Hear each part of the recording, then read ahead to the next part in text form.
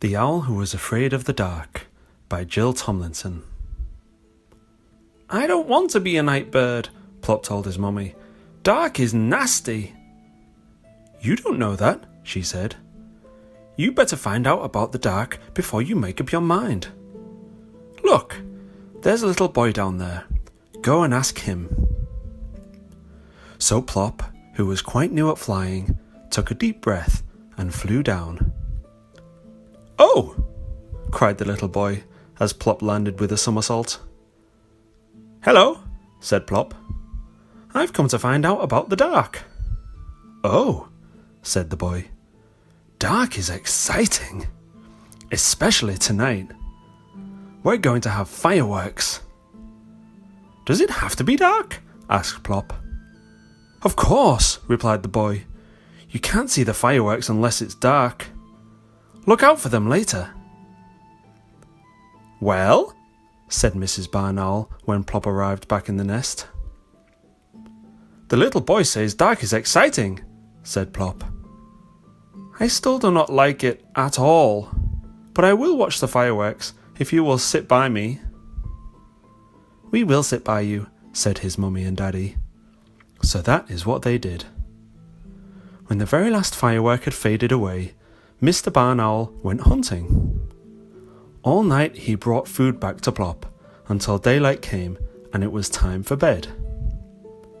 Halfway through the morning, Plop woke up. Mrs. Barn Owl opened one bleary eye. "Plop, dear," said, "why don't you find out some more about the dark? Go and ask that old lady in the deck chair." Plop landed by the old lady with a thump. "Hello," he said. "I've come to ask you about the dark. I want to go hunting in the dark, and I'm afraid of it." "How very odd," said the lady. "Now I love the dark. Dark is kind. I can forget that I'm old, and I can sit and remember all the good times." "I haven't much to remember yet," said Plop. "I'm rather new, you see." "Well," said his mummy, as Plop flew up to the landing branch. "The old lady says dark is kind," said Plop. "But I still do not like it at all." That evening, when both his parents went hunting, Plop closed his eyes. Suddenly, he heard a happy shout, and Plop forgot about being afraid of the dark. He peered through the leaves and saw a boy sitting by a fire. Plop flew down, landing with an enormous thud. "Hello," said Plop. "I've come to see what's going on." "I'm guarding the campfire," said the boy. "The others have gone to play games in the dark, lucky things." "Do you like the dark?" asked Plop. "It's super," the boy replied. "Dark is fun." "We're going to make cocoa and sing around the fire. Would you like to stay?" So Plop stayed. The boys sang until the fire had sunk to a red glow. Then Plop said goodbye and flew home. "Well," said his mummy, "where have you been?" "I met a boy and he says dark is fun. I still do not like it at all, but I think campfires are super." "Plop," said Mrs. Barn Owl, "go and find out about the dark again. See what that little girl down there thinks about it." Plop landed by the little girl with a bounce. "Hello," he said. "I've come to ask about the dark. Do you like it?" "Of course I do," she replied. "Dark is necessary. Without the dark, Father Christmas wouldn't come. You'd have an empty stocking on Christmas Day." "I don't have a stocking," said Plop. So the little girl took off her Wellington and gave him her sock. "Here," she said. "Hang it up on Christmas Eve." "Oh, thank you," said Plop, and returned to his mummy. "Well," said Mrs. Barn Owl, "the little girl says dark is necessary because of Father Christmas coming," Plop said. "I still do not like it at all, but I am going to hang up this sock on Christmas Eve." That night, Plop watched his parents take off to go hunting again. Looking through the leaves, he saw a man standing on the ground below. So Plop flew down, landing with a gentle bump. "Heavens!" cried the man. "You startled me." "Hello," said Plop. "What's that you've got there?" "A telescope," said the man, "for looking at the stars and the planets at night." "I don't like the dark very much," said Plop.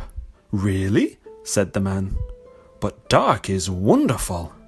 I'll show you." The man with the telescope showed Plop lots of stars and how to make patterns in the sky. He pointed out the bright pole star, the plough, the dog star, and Orion, the great hunter. Plop said thank you and flew back to his mummy and daddy. "And man with a telescope showed me the stars," Plop told them. "He says dark is wonderful." That morning, Plop had his supper in bed, and then, like a real night bird, he slept right through the day. When Plop woke up, it was almost dark. "Now who's a day bird?" he shouted at the darkness. Plop looked at his sleepy parents. He wasn't going to hang about waiting for them. He might be missing something. Plop floated down and landed like a soft white feather. Under the tree, he saw a big black cat. "Hello," said the cat. "I was just exploring. Won't you come with me?" "I would like to, I think," said Plop, "but I'm afraid of the dark." "But dark is beautiful," said the cat. "Come with me and I will show you the nighttime world of cats and owls. Will you come?" "Yes, I will," said Plop. The cat took Plop up to the rooftops and they looked down over the sleeping town. "This is my world," said Plop. "I am a night bird after all." "And this is only one sort of night," said the cat. "There are lots of other kinds, all beautiful." "Thank you for showing me," said Plop. "I must go now and tell my mummy and daddy."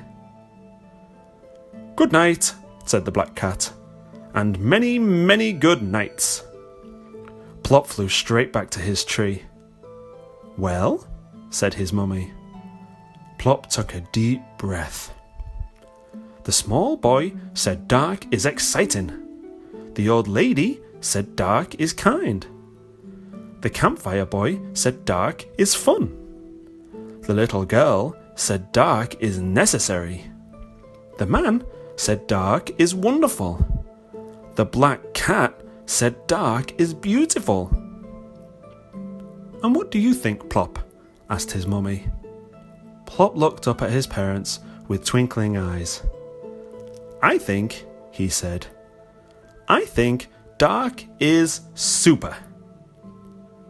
Then Plop took off to go hunting in the dark, Mr. and Mrs. Barn Owl on each side, and Plop in the middle. Plop, the night bird.